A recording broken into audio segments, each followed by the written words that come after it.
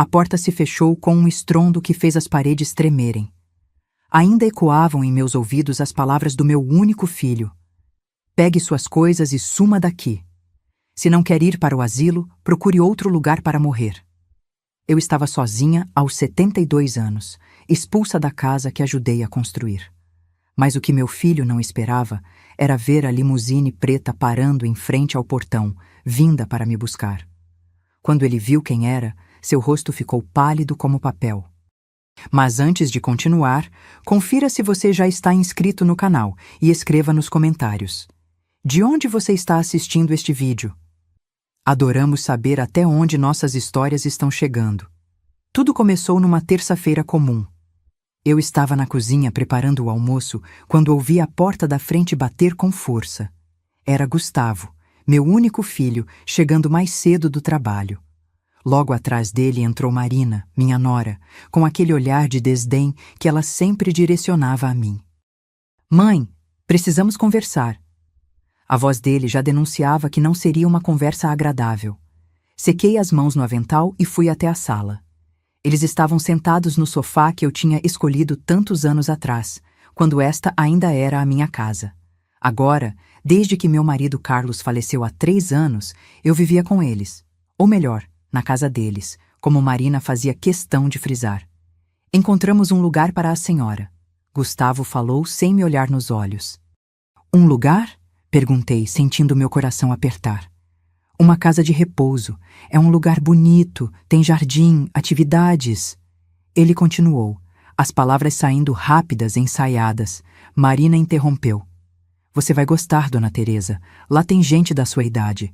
Aqui você fica sozinha o dia todo. O que ela não disse, mas eu sabia, era que minha presença atrapalhava. Atrapalhava as festas deles, os planos, a decoração impecável que ela tanto se orgulhava. A mãe idosa no quarto dos fundos não combinava com a imagem que queriam passar. Não quero ir para um asilo, falei simplesmente. Não é um asilo, mãe. É uma residência para idosos. Gustavo corrigiu, irritado. Chame como quiser, não vou. Foi então que ele levantou. Vi seus olhos mudarem, assumindo uma frieza que eu nunca tinha visto antes. Se você não quer ir para o asilo, então faça suas malas e saia da minha casa. As palavras caíram como pedras.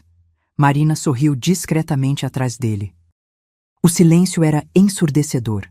Senti minhas pernas fraquejarem, mas não demonstrei. Não daria esse gosto a eles. Tudo bem, respondi com uma calma que nem eu sabia de onde vinha. Vou arrumar minhas coisas. Subi para o pequeno quarto onde dormia. Era um espaço apertado que antes era o escritório. Peguei a mala velha no fundo do armário, aquela mesma que usei quando vim morar com eles após o funeral de Carlos. Dobrei meticulosamente minhas poucas roupas. Coloquei no fundo da mala a caixinha com as alianças de casamento e as cartas que Carlos me escreveu. Em cima, o álbum de fotos de família. Fotos de quando Gustavo era pequeno e me olhava com adoração, não com incômodo. O mais doloroso não era ser expulsa. Era perceber que eu havia me tornado um peso para a única pessoa que jurei proteger com minha vida. Onde foi que errei? Será que amei demais? Será que dei demais? Ou será que simplesmente envelhecer já é erro suficiente neste mundo? 1 hora depois, desci as escadas carregando a mala. Gustavo estava parado na porta, evitando olhar para mim. Marina estava ao telefone, provavelmente já planejando o que fazer com meu quarto. O motorista está vindo te buscar, Gustavo falou. Já combinei com o diretor da residência. Assenti em silêncio. Não havia mais nada a dizer. Quando abri a porta para esperar na varanda, um som interrompeu o silêncio pesado da casa. O barulho de um motor possante, diferente dos carros comuns do bairro. Uma limusine preta, reluzente, estacionou em frente à casa. Gustavo e Marina se aproximaram da janela, incrédulos. — O que é isso? Ele perguntou franzindo a testa. O motorista, um homem de terno impecável e luvas brancas, desceu do veículo e caminhou até nós. — Senhora Teresa Oliveira? Perguntou educadamente. — Sim, sou eu. Vim buscá-la. O senhor Ricardo Mendes pediu que a acompanhasse. Vi o rosto do meu filho perder a cor. — Ricardo Mendes? Repetiu ele, como se tivesse ouvido um fantasma. Sim, senhor. Ele disse que a senhora saberia do que se trata. Sorri levemente. Ricardo. Um nome do passado que não ouvia há mais de 40 anos. Um amor da juventude. Promessas que a vida não permitiu que fossem cumpridas. O destino tem dessas ironias, trazê-lo de volta justamente quando tudo parecia perdido. Gustavo me olhava confuso. Marina, boquiaberta. O que está acontecendo, mãe? Ele perguntou, sua voz agora insegura, quase infantil. Peguei minha mala, respirei fundo e respondi. Nada, filho. Só que o asilo que me espera é muito maior do que você imaginou. O motorista abriu a porta da limusine. Antes de entrar, olhei para meu filho uma última vez. Cuide bem da sua casa, Gustavo. Um dia você vai entender o que perdeu hoje. Entrei no carro sem olhar para trás. O sol aquecia meu rosto através do vidro fumê, e pela primeira vez em anos, não me senti velha, me senti livre. A porta se fechou com um clique suave, e enquanto o carro se afastava, vi pelo retrovisor meu filho parado na calçada, imóvel, observando sua mãe desaparecer em uma limusine que ele jamais poderia ter imaginado. E sorri, porque o destino estava apenas começando a escrever sua história.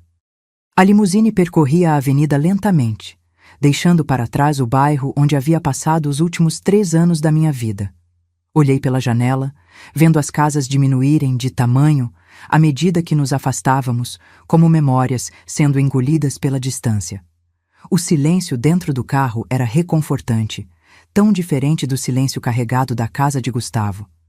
O motorista, um senhor de cabelos grisalhos e postura impecável, ocasionalmente me olhava pelo retrovisor. A senhora está bem? Perguntou ele gentilmente. Estou, respondi, surpresa por perceber que era verdade. Melhor do que estive em muito tempo. O senhor Mendes me pediu para levá-la diretamente à residência dele, informou ele. Está bastante ansioso para vê-la. Assenti, sentindo um estranho frio no estômago. Ricardo Mendes. Um nome que não pronunciava há 4 décadas, mas que nunca deixou de habitar um cantinho escondido do meu coração. Nos conhecemos aos 20 anos, numa época em que a vida ainda parecia generosa e o amor era uma certeza. Ele era filho do dono da empresa onde eu trabalhava como secretária. Nos apaixonamos rapidamente, intensamente, como só se ama na juventude. Mas seu pai não aprovava o relacionamento com uma funcionária sem posses, e o meu adoeceu, exigindo cuidados. Escolhas foram feitas, caminhos se separaram. Me casei com Carlos 1 ano depois, um homem bom que me amou do jeito dele, mais contido, mais prático. Tivemos Gustavo, construímos uma vida simples, mas digna. Nunca mais soube de Ricardo, embora às vezes, em noites de insônia, sua lembrança me visitasse com a leveza de um sonho antigo. O carro parou diante de um portão imponente de ferro trabalhado. Por trás dele, estendia-se uma propriedade que parecia saída de um filme. Jardins exuberantes, um caminho de pedras claras, uma casa branca de 2 andares com amplas janelas que refletiam o céu azul. O motorista abriu a porta para mim e, ao pisar no chão, senti como se estivesse atravessando não apenas uma entrada, mas uma fronteira entre 2 vidas. Na porta principal esperava um homem. Ao vê-lo, meu coração disparou. Seus cabelos estavam completamente brancos, seu rosto marcado pelo tempo, mas os olhos, aqueles olhos castanhos intensos que um dia me prometeram o mundo, eram os mesmos. Teresa, ele disse num sussurro que reverberou em minha alma. Por alguns instantes, não consegui me mover. Apenas o observei, tentando reconhecer, entre as marcas do tempo, o jovem que certa vez me deu uma flor colhida do jardim da empresa e disse que meu sorriso iluminava a sala inteira. Ricardo! Consegui finalmente responder. Nos olhamos por alguns segundos, como se 40 anos fossem apenas um breve intervalo, um parêntese na linha do tempo. Ele deu um passo em minha direção e me abraçou. Não um abraço apaixonado ou desesperado, mas um abraço de reconhecimento, daqueles que dizem, finalmente. Estou te procurando há anos, Ele falou, sua voz embargada. Por que, Ricardo? Perguntei baixinho. Porque há coisas que o tempo não apaga. Ele se afastou um pouco para me olhar nos olhos. Soube o que aconteceu com seu filho. Vi tudo no noticiário do clube local. Um vizinho seu comentou isso, e quando ouvi seu nome, senti como se o destino estivesse me dando uma segunda chance. Baixei o olhar, envergonhada. Não por ter sido expulsa, mas pela dor de saber que outras pessoas haviam testemunhado minha humilhação. Ele segurou minha mão. Você não tem do que se envergonhar, Teresa. Quem deveria sentir vergonha são os que fizeram isso com você.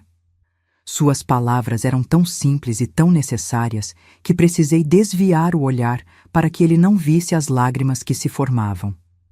Há quanto tempo ninguém falava comigo com ternura? Eu havia me esquecido de como era. Entramos na casa. O interior era elegante, mas acolhedor. Tapetes macios, arranjos de flores frescas, pinturas clássicas nas paredes. Nada ostentoso, tudo em harmonia. Como se a riqueza fosse apenas um detalhe, não o propósito. Uma jovem empregada nos recebeu com chá e biscoitos recém-assados. Ricardo me conduziu até uma poltrona próxima à lareira, onde nos sentamos. Esta casa é grande demais para um homem só, comentou ele com um sorriso melancólico. A solidão, às vezes, faz mais barulho que uma multidão. Eu sei bem disso, respondi. Ele se sentou à minha frente e me olhou com carinho. Sabe, você não mudou tanto quanto imagina. Mudei sim, brinquei. Agora você parece um senador e eu uma avó. Ele riu, e seu riso era o mesmo de antes, aquele que parecia iluminar tudo ao redor. Por um instante, me senti jovem novamente. Passamos horas conversando. Ele me contou que era viúvo há mais de 15 anos, que não teve filhos e que havia transformado a pequena empresa do pai em uma corporação agora administrada por seus sócios. Mais dinheiro, Teresa, disse ele com um suspiro. Não compra noites tranquilas, nem as lembranças que gostaríamos de reviver. Contei-lhe minha história em voz baixa, sem omitir nada. A doença prolongada de Carlos, os anos de dedicação, o esforço para criar Gustavo sozinha depois que meu marido faleceu, o trabalho como costureira para complementar a pensão, as ausências nas apresentações escolares do filho por estar trabalhando e, finalmente, o abandono. Ricardo me ouviu sem interromper, com um olhar atento que não tinha nada de pena, apenas compreensão. Quando terminei, ele permaneceu em silêncio por alguns instantes. Você foi boa demais, disse finalmente, mas esqueceu de si mesma no processo. É o que as mães fazem, respondi. Nos apagamos para que outros possam brilhar. Bem, está na hora de você reescrever seu nome nas estrelas, Teresa. Suas palavras me surpreenderam. Não sabia se era uma promessa ou um desafio. Talvez os dois. Naquela noite, ele me acomodou em um quarto espaçoso, com uma cama confortável e uma varanda com vista para o mar que eu nem sabia que estava tão perto. O som das ondas era diferente do barulho de carros da minha antiga casa. Mais suave, menos angustiante. No criado mudo, encontrei um envelope com um bilhete escrito à mão. Ninguém pode tirar o que você merece. Descanse, amanhã recomeçamos. Guardei o bilhete como um tesouro, porque no fundo do meu coração algo começava a despertar. Não era amor ou esperança. Era dignidade. A mesma dignidade que meu filho tentara arrancar de mim com seus gritos. A mesma dignidade que o tempo não conseguira apagar. Apaguei a luz, respirei fundo e olhei para o horizonte escuro pontilhado de estrelas. O futuro, pela primeira vez em muito tempo, não me assustava. Acordei com o som suave do mar batendo nas rochas. O ar tinha cheiro de sal e liberdade.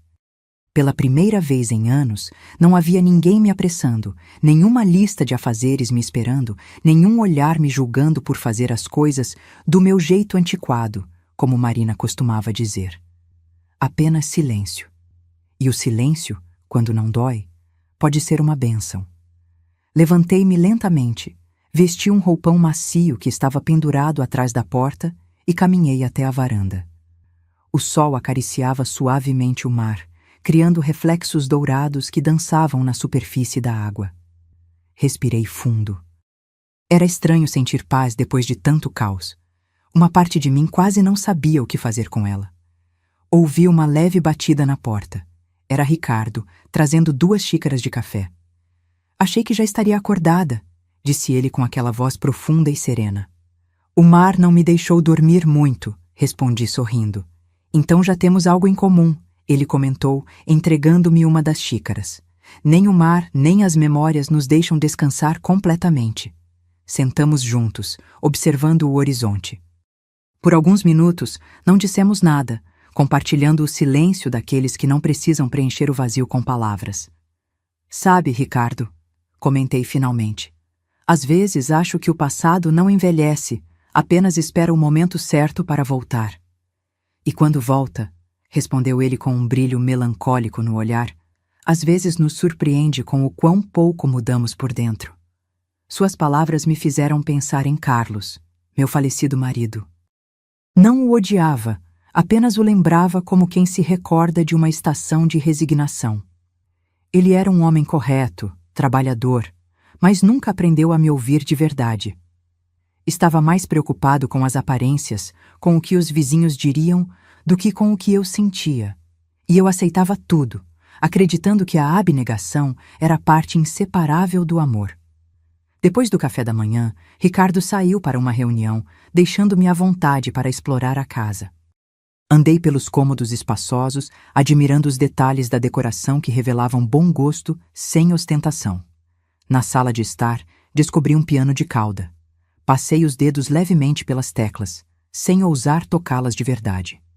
Não fazia isso há mais de 30 anos. Quando jovem, eu tocava no coral da igreja do bairro. Era meu refúgio. Mas quando Gustavo nasceu e o dinheiro ficou escasso, tive que vender meu pequeno piano vertical e, com ele, parte dos meus sonhos. Fechei os olhos e pressionei uma tecla. O som era nítido, quase tímido, mas mexeu com algo dentro de mim. E sem pensar, comecei a tocar uma melodia que lembrava de cor, uma que costumava cantar para Gustavo quando ele era pequeno e tinha medo de dormir sozinho.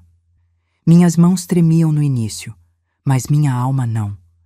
Quando terminei, senti um nó na garganta. O eco das notas se misturava às minhas lágrimas silenciosas. Eram lágrimas antigas, represadas, do tipo que se segura por orgulho ou por hábito. Naquele momento, compreendi que o passado não se cura ignorando-o, mas encarando-o de frente, sem medo. À tarde, Ricardo retornou trazendo uma pasta na mão. Trouxe algo para você, disse ele, colocando-a sobre a mesa de centro.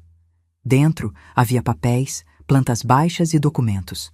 Estou reestruturando alguns investimentos, explicou, e pensei que você poderia me ajudar com a administração. Eu? Perguntei surpresa.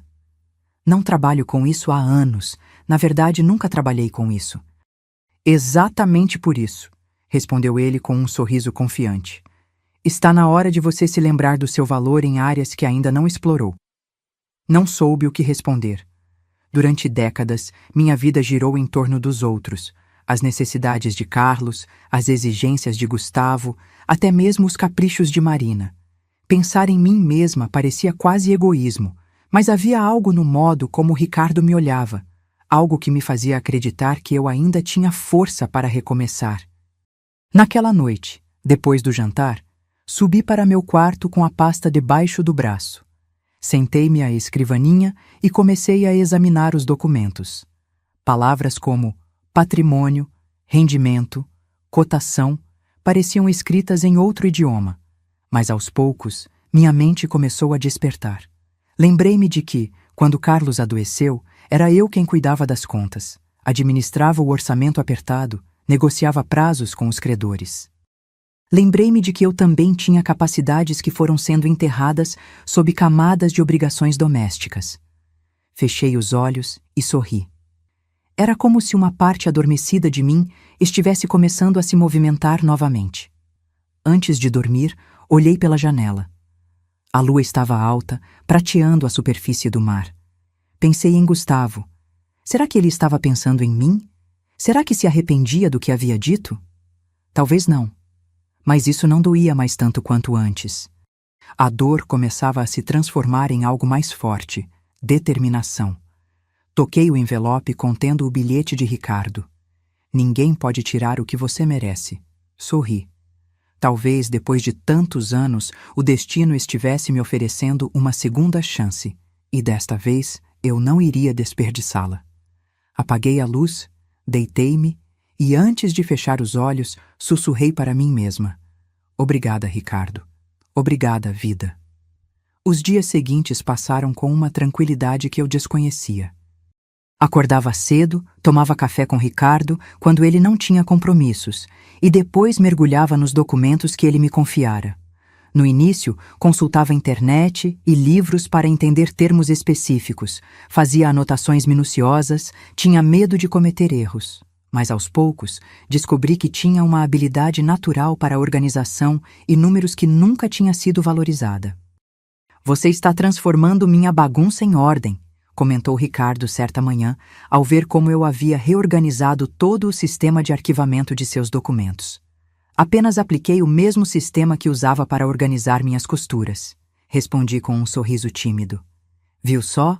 Você sempre soube o que fazer, apenas aplicou em um contexto diferente. As palavras dele foram como um bálsamo. Quantas vezes minhas habilidades haviam sido diminuídas? Isso é coisa de dona de casa, dizia Marina quando eu organizava as gavetas com precisão. Mãe, isso é antiguidade, comentava Gustavo quando eu mostrava meus cadernos de receitas catalogadas por ocasião e ingredientes. Agora, essas mesmas habilidades de organização e atenção aos detalhes estavam sendo valorizadas, reconhecidas como atributos profissionais. Uma tarde, enquanto analisava relatórios financeiros, encontrei algo que me chamou a atenção. Entre os documentos de uma propriedade à venda, havia o nome de um dono anterior familiar, Oliveira, meu sobrenome de casada. Verificando mais a fundo, fiquei chocada ao descobrir que se tratava da casa onde vivíamos antes, a casa que Carlos e eu tínhamos comprado com tanto sacrifício, onde criamos Gustavo e que eu havia deixado para meu filho quando me mudei para a casa dele. Segundo os documentos, a casa estava hipotecada havia 6 meses, bem antes de Gustavo me expulsar. A assinatura no documento era a minha, mas eu nunca havia assinado tal papel. Era uma falsificação. Meu coração disparou. Reli os documentos várias vezes, tentando entender. Meu filho havia falsificado minha assinatura, hipotecado a casa que eu lhe deixei, e provavelmente usado o dinheiro para reformar aquela casa onde eu vivia como uma intrusa, e depois me expulsou. Fechei os olhos. Não senti raiva, mas uma calma gélida e lúcida. A justiça às vezes vem na forma de uma oportunidade, e esta tinha acabado de bater à minha porta. Levei os papéis para Ricardo. Ele os examinou cuidadosamente, em silêncio. O que pretende fazer? Perguntou finalmente. Ainda não sei, respondi, mas desta vez não vou ficar calada. Ele assentiu lentamente, como se aprovasse uma decisão que estava esperando ouvir. Então conte comigo. Não vou interferir, mas estarei ao seu lado. Naquela noite, diante do espelho, me olhei diferentemente. Meu rosto ainda tinha as mesmas rugas, os mesmos cabelos grisalhos. Sim, mas meus olhos tinham um brilho diferente. Não via mais uma mulher frágil ou derrotada, mas alguém que aprendera a sobreviver. Alguém que estava prestes a recuperar o que era seu por direito, não por vingança, mas por justiça. Peguei um caderno na gaveta e comecei a escrever. Cada linha era um pedaço da minha história. Os sacrifícios, as humilhações silenciosas, as noites de solidão fingindo não ouvir as críticas de Marina do outro lado da parede, o dia da expulsão, o momento em que entrei na limusine. Anotei tudo e, quando terminei, acrescentei uma frase final. Um dia, o filho que me expulsou de casa aprenderá o que significa não ter para onde ir. Fechei o caderno e apaguei a luz. O vento entrava pela janela aberta, trazendo o cheiro do mar e de possibilidades. Eu sabia que logo chegaria a hora de reencontrar Gustavo, não como a mãe expulsa, mas como a mulher que recuperou seu valor. Foi numa sexta-feira chuvosa que Gustavo apareceu na porta da casa de Ricardo. Eu estava na biblioteca, revisando alguns contratos, quando ouvi o mordomo anunciar: Senhora Teresa, seu filho está aqui. Meu coração acelerou, mas minha determinação permaneceu firme. Caminhei até a porta de entrada, onde Gustavo aguardava. A imagem que vi me surpreendeu. Ele não era mais o homem confiante que me expulsara semanas atrás. Estava com olheiras profundas, barba por fazer, roupas ligeiramente amassadas. Parecia ter envelhecido anos em questão de semanas. Mãe, disse ele, hesitante, quase inaudível. Permaneci em silêncio, observando-o. Havia tanto que eu queria dizer, tantas perguntas que queria fazer, mas me mantive calada, deixando que o silêncio falasse por mim. Posso entrar? Ele perguntou, olhando em volta, visivelmente impressionado com a grandiosidade da casa. Claro, respondi, conduzindo-o até a sala de estar. O que te traz aqui, Gustavo? Ele sentou-se na ponta do sofá, inquieto. Seus olhos percorriam o ambiente. Os quadros nas paredes, os móveis elegantes, os arranjos de flores frescas, tudo tão diferente da casa onde me tratava como um fardo. Como você encontrou este lugar? Perguntou, evitando minha pergunta inicial. Eu não encontrei. Ricardo me encontrou. Ricardo, o dono desta casa? Quem é ele? Alguém do meu passado. Alguém que, ao contrário de certas pessoas, sabe reconhecer valor. Gustavo abaixou o olhar, desconfortável com minha indireta. Respirou fundo antes de continuar. Mãe, estou com problemas. Que tipo de problemas? Perguntei, mantendo a voz calma. Financeiros, perdi meu emprego, Marina... Bem, ela foi embora. A notícia sobre Marina não me surpreendeu. Ela sempre pareceu estar mais interessada no status e conforto que Gustavo proporcionava do que nele como pessoa. Sinto muito, respondi automaticamente, embora não sentisse de verdade. As coisas saíram do controle, continuou ele. Tenho dívidas, muitas dívidas. Estou prestes a perder a casa. Aquela casa. A casa que eu deixei para ele, que ele hipotecou falsificando minha assinatura e de onde me expulsou sem piedade. E como posso ajudar? Perguntei, sabendo perfeitamente aonde a conversa chegaria. Ele hesitou, olhando para suas mãos. Eu sei que não tenho direito de pedir nada depois do que aconteceu, mas você parece estar em boa situação agora. Talvez pudesse me emprestar algum dinheiro, só até eu me reerguer. Naquele momento, Ricardo entrou na sala. Ele vestia um terno cinza elegante e carregava uma pasta. Parou ao nos ver conversando. Desculpe interromper, Teresa. Podemos revisar aqueles documentos da incorporadora mais tarde. Gustavo olhou para ele com surpresa evidente. Eu sorri. Gustavo, este é Ricardo Mendes. Ricardo, meu filho Gustavo. Ricardo aproximou-se, estendendo a mão. Muito prazer. Sua mãe tem sido fundamental nos negócios ultimamente. Meu filho apertou a mão dele automaticamente, confusão estampada em seu rosto. Negócios? Sim, respondeu Ricardo calmamente. Sua mãe tem um talento nato para a administração. Está me ajudando a reorganizar vários empreendimentos. Gustavo olhou para mim como se estivesse vendo uma estranha. Você está trabalhando com ele? Não apenas trabalhando, respondi. Somos sócios em alguns projetos. A informação pareceu atingi-lo como um golpe. Vi seu rosto passar da surpresa ao descrédito e, finalmente, a algo próximo da inveja. Ele, que sempre me tratou como uma senhora incapaz de compreender o mundo moderno, agora descobria que sua mãe, antiquada, era sócia de um homem evidentemente bem-sucedido. Por que não me contou nada disso? Perguntou, um tom acusatório em sua voz. Por que você não perguntou, Gustavo? Você estava ocupado demais planejando como se livrar de mim.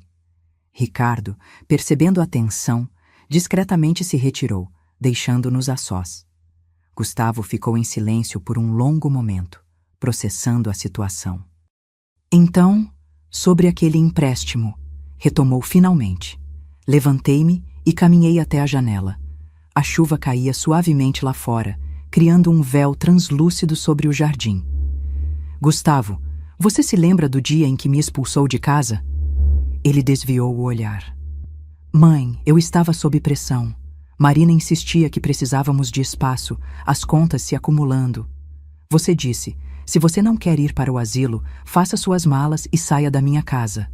Essas foram suas palavras exatas. Eu sei e me arrependo. Foi um erro.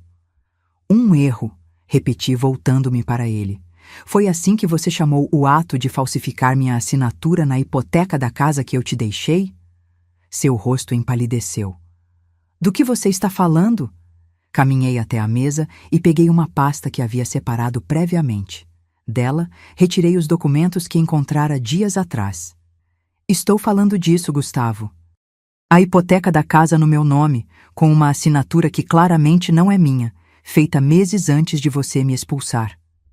Ele parecia ter visto um fantasma. Sua boca se abriu, mas nenhum som saiu. Como você... Onde conseguiu isso? O mundo é menor do que parece. E algumas verdades têm o costume de vir à tona quando menos esperamos. Ele se levantou abruptamente, passando as mãos pelos cabelos. Mãe, você não entende. Eu estava desesperado. As dívidas, o padrão de vida que Marina exigia. Então você hipotecou a casa que eu te dei, falsificou minha assinatura e depois me expulsou quando eu me tornei inconveniente. É isso que estou entendendo? Ele não respondeu. Não precisava. A culpa estampada em seu rosto dizia tudo. Você poderia ter me contado a verdade, Gustavo. Poderíamos ter buscado soluções juntos, mas você preferiu me tratar como um obstáculo, não como sua mãe. E o que você vai fazer agora? Perguntou ele, sua voz quase um sussurro. Me denunciar? Olhei para ele demoradamente. Era meu filho, apesar de tudo. O menino que embalei tantas noites, para quem cantei tantas canções de ninar, por quem renunciei a tantos sonhos. Não vou te denunciar, Gustavo. Não porque você mereça minha clemência, mas porque o maior castigo que você pode receber já está acontecendo. Viver com as consequências das suas escolhas. Ele afundou novamente no sofá, derrotado. Estou perdido, mãe. Não tenho para onde ir. Eu também não tinha, respondi calmamente. Mas aqui estou. Nossos olhares se encontraram. Pela primeira vez, vi algo genuíno nos olhos dele. Não arrependimento nascido do interesse próprio, mas uma fagulha de compreensão real sobre a dor que causara. Me perdoa? Ele pediu, a voz embargada. Perdão não é algo que se pede, Gustavo. É algo que se conquista. Ele assentiu lentamente, como quem finalmente entende uma lição difícil. Quanto ao dinheiro, continuei, não vou te emprestar nada. Seu rosto se contraiu em desapontamento, mas antes que pudesse protestar, completei. Vou comprar a casa de volta.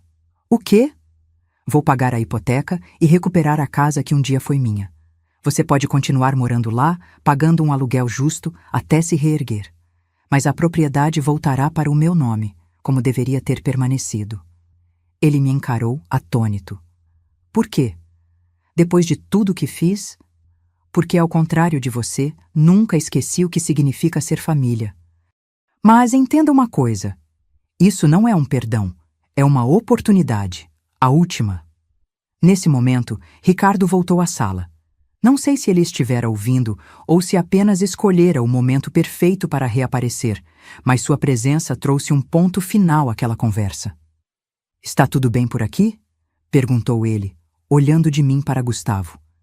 Sim, Ricardo. Meu filho já estava de saída. Gustavo se levantou, ainda parecendo processar nossa conversa. Antes de ir, ele se virou para mim uma última vez. Obrigado, mãe. Eu... não sei o que dizer. Não diga nada agora. Mostre com ações, não com palavras. Quando a porta se fechou atrás dele, senti um estranho misto de emoções.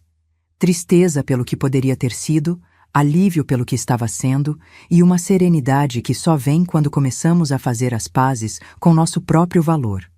Ricardo se aproximou e gentilmente colocou a mão em meu ombro. Você está bem? Sim, respondi, olhando pela janela enquanto o carro de Gustavo se afastava sob a chuva. Só estou percebendo que às vezes os espelhos mais limpos mostram as verdades mais duras.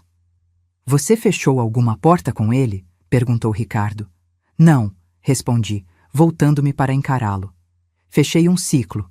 As portas continuarão se abrindo, mas apenas para quem souber entrar com respeito.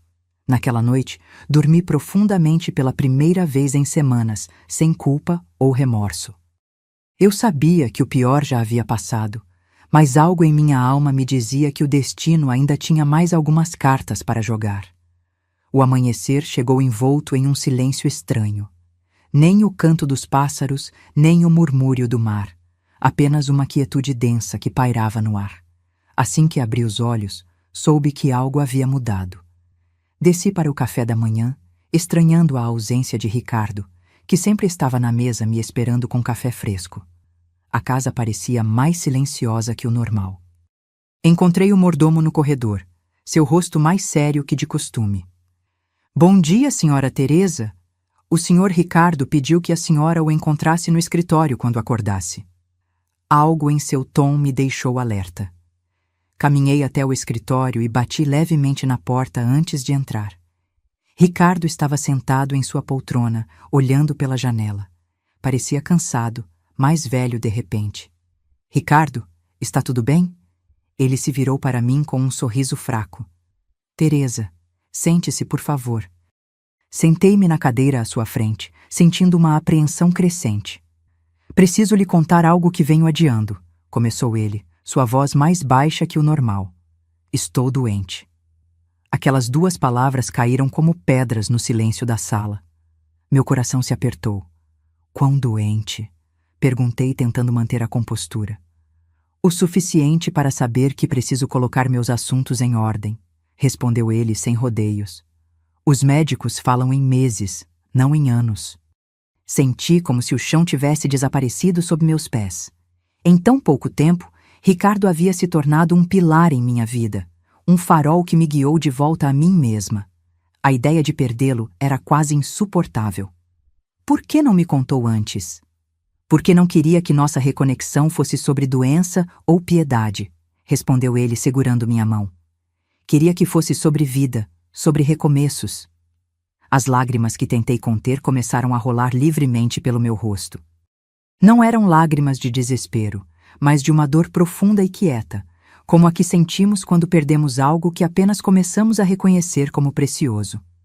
O que posso fazer? Perguntei, apertando sua mão. Exatamente o que tem feito. Viver. Mostrar-me que valeu a pena te reencontrar, mesmo no crepúsculo da minha vida. Passamos o restante da manhã conversando sobre os tratamentos que ele estava fazendo, sobre as possibilidades, poucas, mas que ele enfrentava com uma coragem que me comoveu. Falamos também sobre o futuro, não o dele, que se encurtava, mas o meu, que se abria à minha frente como uma estrada desconhecida. Quero que saiba, disse ele em determinado momento, que modifiquei meu testamento. Tudo o que possuo, esta casa, meus investimentos, minhas empresas, será seu quando eu partir. Ricardo, não posso aceitar isso. Não é para isso que estou aqui. Eu sei, respondeu ele com um sorriso sereno. É por isso mesmo que quero fazer isso. Não por gratidão ou obrigação, mas porque finalmente encontrei alguém que valoriza mais as pessoas do que as posses. Nos dias que se seguiram, vi Ricardo lutar contra a doença com a mesma elegância com que conduzia sua vida. Havia dias bons, em que caminhávamos pela praia juntos, e dias ruins, em que ele mal conseguia sair da cama. Em todos eles, permaneci ao seu lado, não como enfermeira ou cuidadora, mas como companheira, como amiga, como a mulher que talvez pudesse ter sido sua, se o destino tivesse escrito nossa história de outra forma. Uma tarde, enquanto organizava alguns papéis no escritório, recebi uma ligação. Era do banco, confirmando a conclusão do processo de compra da minha antiga casa. A hipoteca estava quitada, e a propriedade agora estava oficialmente em meu nome novamente. Contei a notícia a Ricardo durante o jantar. Ele sorriu, satisfeito. E Gustavo, como está lidando com isso? Aceitou a situação melhor do que eu esperava. Está procurando emprego, tentando se reerguer. Marina não voltou. E você? Está feliz com sua decisão? Refleti por um momento. Estou em paz. Não é sobre felicidade, é sobre fazer o que é certo. Ele assentiu, compreendendo perfeitamente o que eu queria dizer. Naquela noite, antes de se recolher, Ricardo me entregou um pequeno livro encadernado em couro. "O que é isso?" perguntei. "Meu diário. Comecei a escrevê-lo quando te reencontrei. Quero que fique com ele." Tentei recusar, sentindo que era algo muito pessoal, mas ele insistiu. "Leia quando estiver pronta. Há coisas que nunca tive coragem de dizer em voz alta, mas que precisam ser ditas." Aceitei o diário, guardando-o na gaveta da minha mesa de cabeceira. Ainda não estava pronta para lê-lo. Seria como aceitar que o fim estava próximo, e eu ainda não estava preparada para isso. 2 semanas depois, numa madrugada silenciosa, Ricardo partiu. Foi durante o sono, tranquilo, sem dor. Quando entrei em seu quarto pela manhã, encontrei-o deitado, um leve sorriso nos lábios, como se tivesse tido um sonho agradável antes de partir. O funeral foi simples, como ele teria desejado. Poucas pessoas, alguns sócios, amigos antigos, funcionários leais. Gustavo compareceu, respeitoso e quieto, mantendo distância, como se entendesse que aquele momento não era sobre nós. Quando todos partiram e fiquei sozinha diante do túmulo recém-fechado, permiti que as lágrimas viessem. Não eram lágrimas apenas de tristeza, mas de gratidão. Ricardo não apenas me salvara num momento de desespero, ele me devolvera a mim mesma. "Obrigada", sussurrei, colocando uma rosa branca sobre o mármore frio. "Por me ensinar que nunca é tarde para recomeçar." Voltei para casa, agora minha casa, com uma sensação estranha. A ausência de Ricardo era palpável em cada cômodo, em cada objeto, em cada vista para o mar que ele tanto amava. Mas havia também uma presença, algo que ele deixara para trás. Força, propósito, dignidade. Na semana seguinte, o advogado de Ricardo veio oficializar a transferência de seus bens para meu nome. Como ele havia prometido, tudo, a casa, as empresas, os investimentos, agora me pertencia. Não era apenas uma fortuna material que ele me deixara, mas uma responsabilidade, um legado a honrar. Naquela noite, finalmente tomei coragem para abrir o diário. Sentei-me na varanda, ouvindo o som das ondas, e comecei a ler as palavras que Ricardo escrevera nos últimos meses. As primeiras páginas falavam sobre o dia em que me reencontrou, a surpresa, a alegria, a sensação de que o destino finalmente havia sido justo. Depois vieram reflexões sobre a doença, sobre o tempo que nos foi roubado, sobre segundas chances que chegam tarde demais. Na última página, escrita poucos dias antes de sua morte, encontrei uma mensagem para mim. "Teresa, quando você ler isto, provavelmente já terei partido. Não sinta tristeza por mim. A vida me deu o melhor presente ao final. Reencontrar você e descobrir que o amor, mesmo adormecido por décadas, nunca morre completamente. Use o que deixei não apenas para viver confortavelmente, mas para viver plenamente. Faça o que sempre sonhou. Ajude quem precisa. Perdoe quem merece uma segunda chance. E lembre-se, a verdadeira riqueza não está nos bens que acumulamos, mas nas vidas que tocamos. Obrigado por me dar paz nos meus últimos dias. Você foi meu primeiro amor e, de alguma forma, também o último. Até um dia, em algum lugar além do tempo, Ricardo." Fechei o diário, apertando-o contra o peito. As lágrimas corriam livremente agora, mas havia nelas não apenas dor, mas uma resolução, um propósito renovado. Olhei para o mar escuro, pontilhado pelo reflexo das estrelas. Em algum lugar, Ricardo continuava sua jornada. E aqui, eu começava a minha. Finalmente livre não apenas das amarras que outros me impuseram, mas também das que eu mesma criei ao longo de uma vida de renúncias. Respirei fundo, sentindo o ar salgado encher meus pulmões. O futuro se estendia à minha frente, incerto, mas cheio de possibilidades, e pela primeira vez em muito tempo, eu estava pronta para abraçá-lo. 3 meses se passaram desde a partida de Ricardo. O verão chegou com seu calor intenso e suas cores vibrantes, tão diferentes do inverno melancólico que emoldurou meus últimos dias com ele.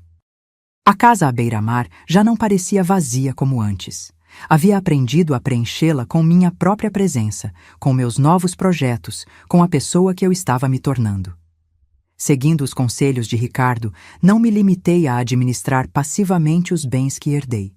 Mergulhei de cabeça nos negócios, aprendendo cada detalhe, reunindo-me com os sócios, tomando decisões. Para minha surpresa, descobri que tinha talento para aquilo, o mesmo talento que passara décadas adormecido enquanto eu me dedicava a cuidar dos outros. Mas o mais importante, criei a Fundação Ricardo Mendes, uma organização voltada a ajudar idosos em situação de vulnerabilidade. Pessoas como eu poderia ter sido se o destino não tivesse intervindo. A Fundação oferecia desde abrigo até programas de reintegração ao mercado de trabalho, cursos de atualização digital e o que eu mais amava, aulas de música e arte. Era uma manhã de sábado quando recebi uma ligação inesperada. Gustavo queria me visitar. Desde nosso último encontro, nossa comunicação havia se limitado a questões práticas sobre a casa que ele agora alugava de mim. Esta seria nossa primeira conversa real em meses. Concordei com a visita, sentindo uma mistura de apreensão e curiosidade.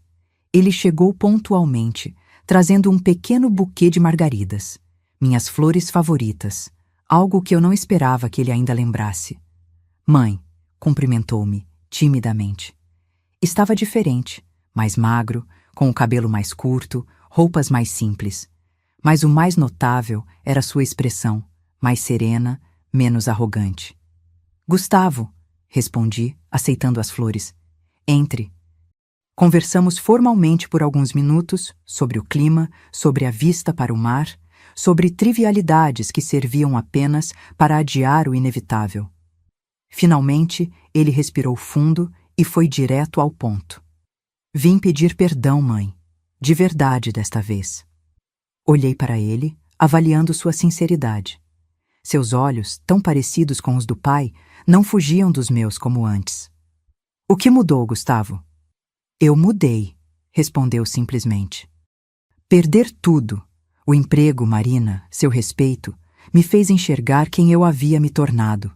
Não gostei do que vi. Ele me contou sobre os últimos meses. Como tinha conseguido um emprego modesto em uma empresa pequena, muito diferente do cargo executivo que ocupava antes. Como estava aprendendo a viver com menos, a valorizar o que realmente importava. Como a solidão o havia forçado a confrontar seus erros. O aluguel que você cobra é mais do que justo, continuou ele. Na verdade, é generoso demais. Você tinha todo o direito de me expulsar daquela casa depois do que fiz, mas não o fez. Não é sobre direitos, Gustavo. É sobre escolhas. Escolhi não fazer com você o que você fez comigo. Ele assentiu, seus olhos marejados. É por isso que vim, para agradecer por essa lição e para lhe mostrar que estou tentando ser melhor. Tirou do bolso um envelope e me entregou. Dentro havia um cheque. Não uma quantia grande, mas significativa considerando sua nova situação financeira. É um começo, disse ele, para começar a reparar o dinheiro da hipoteca.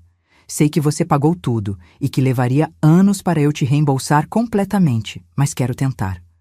Fiquei tocada pelo gesto, não pelo valor material, mas pelo que simbolizava. Era o primeiro passo concreto, a primeira ação que respaldava suas palavras de arrependimento. Obrigada, filho, mas não é necessário. É sim, insistiu ele. Não apenas por você, mas por mim. Preciso fazer isso. Percebi então o que estava acontecendo. Não era apenas uma tentativa de reconciliação. Era um processo de redenção pessoal. Gustavo não estava apenas buscando meu perdão, mas também perdoar a si mesmo. Aceito, disse finalmente guardando o cheque, mas com uma condição. Qual? Que o dinheiro vá para a Fundação Ricardo Mendes. É um projeto que iniciei para ajudar idosos sem família ou recursos. Contei a ele sobre a fundação, sobre os projetos em andamento, sobre as vidas que estava começando a transformar. Gustavo me ouvia com atenção genuína, algo raro no passado. É um trabalho incrível, mãe, comentou ele quando terminei. Sempre soube que você tinha essa força dentro de você. Não, você não sabia. Corrigi suavemente. Você, como muitos, confundiu bondade com fraqueza, silêncio com incapacidade.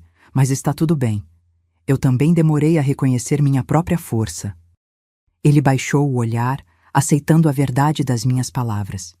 Posso ajudar de alguma forma? Perguntou após um momento. Na fundação, quero dizer. Não apenas com dinheiro, mas com trabalho. Tenho tempo livre nos finais de semana. A oferta me surpreendeu. Era a última coisa que eu esperaria dele. Oferecer tempo, não apenas recursos. Talvez houvesse esperança, afinal. Temos um programa de mentoria para jovens, respondi. Muitos desses idosos têm conhecimentos valiosos, mas ninguém para transmiti-los. E muitos jovens precisam de orientação, de histórias de vida reais para aprender. Posso coordenar isso, ofereceu-se ele, animado pela primeira vez. Tenho experiência em gestão de projetos, posso organizar encontros, documentar as histórias. Ao vê-lo assim, entusiasmado com algo que não beneficiaria diretamente a ele, senti um calor no peito. Talvez a vida tivesse dado a Gustavo a mesma lição que me dera, que nunca é tarde para recomeçar, para reconstruir, para redescobrir quem realmente somos por baixo das camadas que o tempo e as circunstâncias impõem. Seria ótimo, respondi com um sorriso sincero. Podemos começar na próxima semana. Quando Gustavo se foi, algumas horas depois, fiquei na varanda observando seu carro se afastar. Não sabia se nossa reconciliação seria duradoura, se seu arrependimento resistiria ao teste do tempo. Mas estava disposta a dar-lhe a chance que ele não havia me dado. Não por ingenuidade ou fraqueza, mas porque finalmente entendia que perdoar não é um ato de submissão, é um ato de libertação. Libertação não apenas para quem é perdoado, mas principalmente para quem perdoa. Naquela noite, sob um céu estrelado, pensei em Ricardo. Imaginei que ele estaria orgulhoso, não apenas pelos negócios que eu conduzia com competência crescente, não apenas pela fundação que levava seu nome, mas pela mulher que eu havia me tornado. Uma mulher capaz de estender a mão a quem a ferira, não por obrigação ou dependência emocional, mas por uma força interior que finalmente reconhecia como minha. Obrigada, sussurrei para as estrelas, sabendo que, de alguma forma, ele me ouvia. Por me ensinar que a verdadeira força está não apenas em se levantar depois da queda, mas em ajudar outros a se levantarem também. O vento marinho acariciou meu rosto como uma resposta silenciosa, e eu soube que, onde quer que estivesse, Ricardo sorria. Passou-se 1 ano desde aquela manhã em que Gustavo me expulsou de casa. 1 ano desde que a limusine de Ricardo parou à minha porta, mudando para sempre o curso da minha vida. Às vezes, quando acordo de manhã e vejo o mar pela janela, ainda preciso de alguns segundos para acreditar que não é um sonho, que esta vida, esta nova versão de mim mesma, é real. A Fundação Ricardo Mendes prosperou além das minhas expectativas. Começamos com um pequeno centro na cidade, oferecendo assistência básica a idosos em situação vulnerável. Hoje, temos 3 unidades: programas educacionais, assistência médica e o projeto mais querido para mim, uma academia de artes para a terceira idade, onde ensinamos música, pintura, literatura, teatro. Porque envelhecer não significa parar de criar, de sonhar, de contribuir. Gustavo manteve sua palavra. Não apenas contribuiu financeiramente, mas dedicou tempo real à fundação, coordenando o programa de mentoria que conecta idosos com jovens. No processo, ele próprio se transformou. O homem arrogante que me via como um fardo deu lugar a alguém mais humilde, mais consciente, mais humano. Nossa relação nunca voltou a ser o que era quando ele era criança. Algumas quebras são irreparáveis, mas construímos algo novo, baseado não em dependência ou obrigação, mas em respeito mútuo. Ele entendeu finalmente que eu não era apenas sua mãe. Era uma mulher com identidade própria, com capacidades, com sonhos que iam além da maternidade. Marina reapareceu brevemente, quando soube da minha nova situação financeira. Veio com sorrisos falsos e elogios vazios, tentando reconquistar seu lugar ao lado de Gustavo. E, por extensão, ao meu lado. Mas tanto eu quanto ele havíamos aprendido a reconhecer a autenticidade, e ela logo percebeu que não havia mais espaço para sua falsidade em nossas vidas. Os negócios que Ricardo me deixou continuaram prosperando sob minha administração. Nunca imaginei que, aos 68 anos, descobriria uma habilidade para finanças e gestão que permanecera adormecida durante toda a minha vida.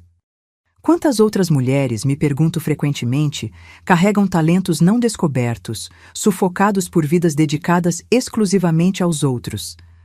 Essa pergunta me levou a criar mais um projeto na Fundação, um programa de requalificação profissional especificamente para mulheres com mais de 60 anos, muitas delas viúvas ou abandonadas, que nunca tiveram oportunidade de desenvolver carreiras próprias. Ver essas mulheres florescerem, descobrindo capacidades que nem elas mesmas sabiam possuir, é uma das minhas maiores alegrias. Na casa que pertenceu a Ricardo, e que agora é minha, fiz poucas mudanças. Mantive a essência do lugar que ele criou, apenas adicionando toques pessoais aqui e ali. O piano da sala de estar, antes raramente tocado, agora ganha vida sob meus dedos todas as tardes. Redescobri o prazer da música, e às vezes até componho pequenas peças, nada extraordinário, apenas expressões sinceras da minha alma renascida. O diário de Ricardo permanece em minha mesa de cabeceira. Releio-o ocasionalmente, não mais com lágrimas de perda, mas com um sorriso de gratidão. Ele me ensinou, em nosso breve tempo juntos, que o valor de uma pessoa não está no que os outros veem nela, mas no que ela consegue ver em si mesma. Esta manhã, enquanto tomava café na varanda, observando o mar que tanto amo, recebi uma ligação de Gustavo. Ele queria me convidar para um almoço no domingo. Conheceu alguém, disse ele. Uma professora de história, viúva como eu, com valores simples e um coração gentil. Acho que você vai gostar dela, mãe. Ela me lembra você em muitas coisas. Aceitei o convite, feliz por ver meu filho finalmente escolhendo melhor suas companhias. Depois de desligar, fiquei refletindo sobre as voltas que a vida dá. Há um ano, eu era uma senhora descartável, enviada para um asilo ou para a rua. Hoje, sou uma mulher de negócios, uma filantropa, uma artista amadora, uma pessoa cujas opiniões são respeitadas e valorizadas, até pelo filho que um dia me rejeitou. Não sinto raiva de Gustavo, nem mesmo ressentimento. O que aconteceu entre nós foi parte de uma jornada necessária. Dolorosa, sim, mas necessária. Foi preciso que ele me expulsasse para que eu pudesse, finalmente, encontrar meu próprio caminho. Foi preciso que ele me rejeitasse para que eu aprendesse a nunca mais rejeitar a mim mesma. Muitas vezes me pergunto o que teria acontecido se Ricardo não tivesse aparecido naquele dia. Se a limusine nunca tivesse parado à porta da casa de Gustavo. Teria eu ido para um asilo? Teria encontrado força para recomeçar sozinha? Nunca saberei. Mas aprendi que o destino, esse tecelão misterioso, muitas vezes usa nossas maiores dores como fios para tecer nossas maiores alegrias. E assim, neste final de tarde ensolarado, levanto minha xícara de chá em um brinde silencioso. A Ricardo, que me mostrou o caminho. A Gustavo, que sem querer me libertou. E principalmente a mim mesma, a mulher que sempre existiu por trás da mãe, da esposa, da avó, e que finalmente teve coragem de se apresentar ao mundo. O sol começa a se pôr no horizonte, pintando o céu com tons de laranja e rosa. A brisa marinha traz consigo o cheiro de sal e novas possibilidades. Amanhã será outro dia de trabalho na fundação, de reuniões com investidores, de aulas de piano. Uma vida cheia, uma vida própria, uma vida que escolhi para mim.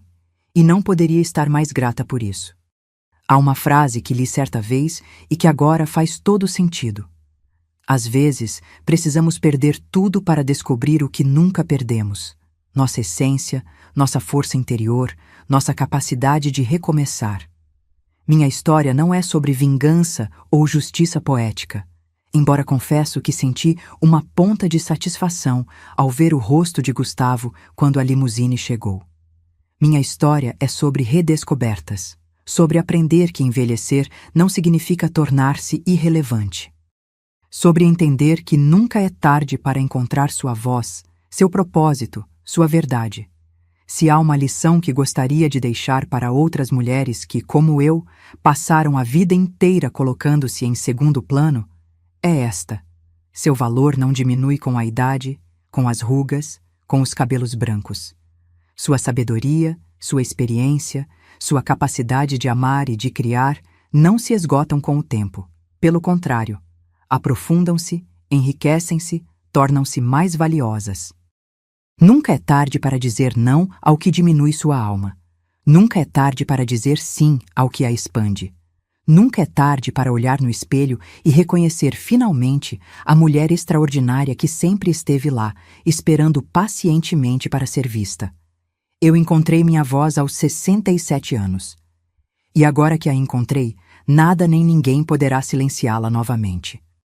Agora, se você gostou dessa história, clica em S inscrever e me diz nos comentários qual parte te deixou de queixo caído. Ah, e não esqueça de se tornar membro para ter acesso a vídeos exclusivos que não posto aqui. Te espero lá.